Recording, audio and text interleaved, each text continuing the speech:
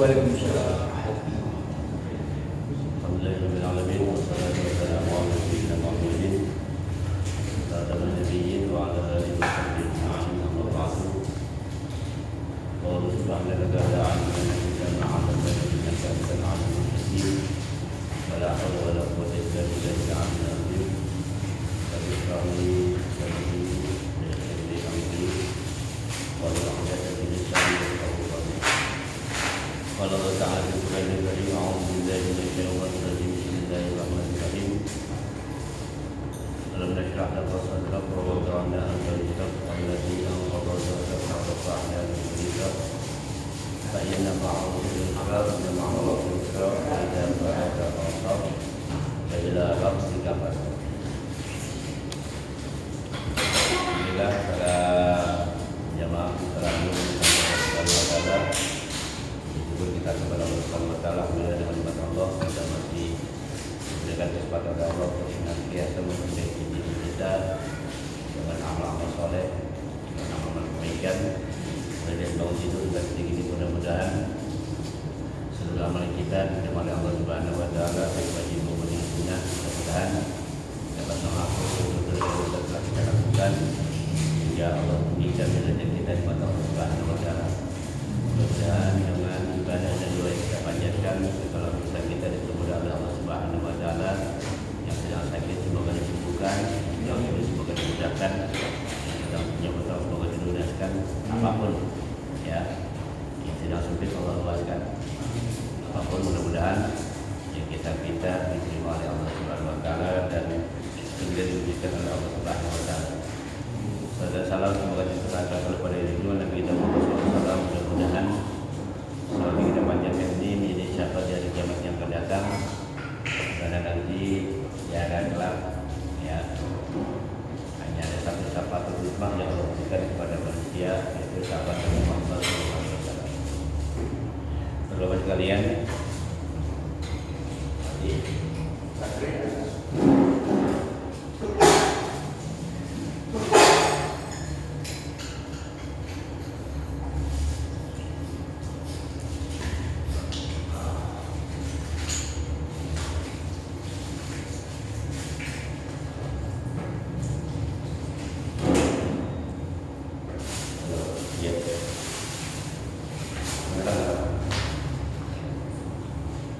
ya para bapak-bapak sekalian, sebelum kita mulai kajian kita kita baca mudah-mudahan berkah ini apapun yang tertutup Allah buka, baik kesulitan apapun ya yang saat ini masih belum terkuat Allah buka, Allah mudahkan apapun yang kita inginkan dan apapun yang kita hajatkan, termasuk insyaallah mudah-mudahan pada malam ini tidak ada kajian bermustahil.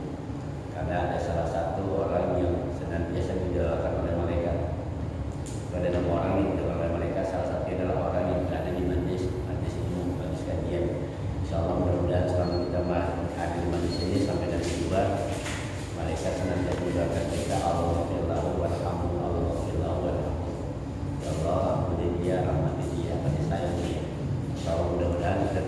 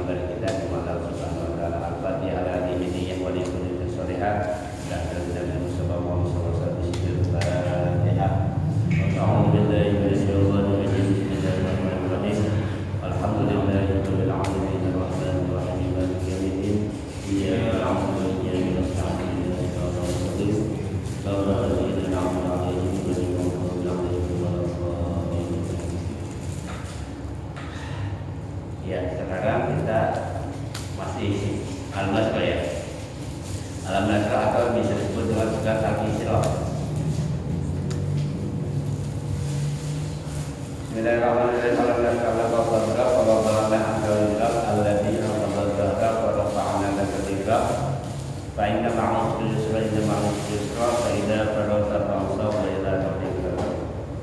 Ya, pada pertemuan kemarin kita sempat bahas sedikit tentang ayat 1 di dalam Al-Nasr. Inti dari surat ini adalah kita mau ke lapangan, ya, lapangan dada. Banyak para ulama menjelaskan walaupun hadis-hadisnya tidak terlalu kuat, tapi banyak juga yang mengartikan atau mengamalkan surat Al-Isra ini salah satunya sebagai surat untuk mempermudah segala urusan. Ketika kita sedang mumet, ya, atau mengulang kerja atau apapun, biasa diawali dengan Al-Isra atau baca Al-Nasr. Kemarin kita sudah bahas sedikit tentang lapang dada. Memang lapang dada itu nggak gampang ya, tidak mudah. Ngomong sih gampang, udah lapangin aja, udah sabarin aja. Ngomong sih gampang, tapi memang dalam perasaannya sangat sulit. Kembali lagi pada hakikatnya, apapun yang datang kepada kita yang di luar diri kita itu di luar kendali kita, ya. Entah itu kiriman WA, itu komentar teman, itu omongan, itu sesuatu yang nggak bisa kita kendalikan. Karena kita nggak bisa mengendalikan mulut orang, kita nggak bisa mengendalikan keinginan orang, ya, kita nggak bisa kendalikan itu. Yang perlu kita sikapi adalah ketika hal itu datang ke kita, bagaimana respon kita terhadap sesuatu yang datang kepada kita. Ya, kalau orang ngatain kita dan sebagainya, kita nggak pernah hisap. Ya, ketika orang mencela kita dan sebagainya, kita nggak pernah hisap. Yang pernah hisap adalah respon kita terhadap komentar itu. Kalau kita balas, nah kita kena hisap tuh, kita dapat berdosa. Tapi kalau kita diamin, kita maafin, kita dapat pahala. Kembali lagi, yang jadi hitungan hisapnya adalah respon kita terhadap omongan orang atau terhadap sesuatu yang menimpa diri kita. Pada hakikatnya, kalau kita mau bicara lebih jauh, ya, itulah cara Allah kadang-kadang ngasih bonus pahala buat kita. Emang gak enak banget, tidak enak. Tapi itulah cara Allah ngasih sesuatu buat kita. Mungkin ibadah kita kurang atau bagaimana. Begitulah cara Allah mengasih pahala ke kita, menghapus dosa kita dengan cara apa? Ya dengan cara dikirimin orang-orang yang memang secara zahir nggak suka sama kita. Namun pada hakikatnya memang Allah pinjam lidah tuh orang untuk introspeksi diri kita, untuk muhasabah diri kita, untuk ngasih pahala ke kita, untuk menghapus dosa kita. Makanya sebagian ulama mengatakan pandai-pandailah menjadikan, mengkonversi musibah menjadi pahala. Mengkonversi menjadikan musibah menjadi pahala, bukan menjadi dosa. Karena pada akhirnya la yukallifullahu nafsan illa wus'aha laha ma kasabat wa 'alaiha ma kasabat. Allah enggak bakal ngasih ujian kalau kita enggak mampu. Ya. Kita sampai saya ini mana bulan-bulan enggak keras-keras gitu kan, maunya kita cepat selesai, maunya kita gitu kan. Ya tapi kalau Allah maunya begini gimana caranya? Ya sudah.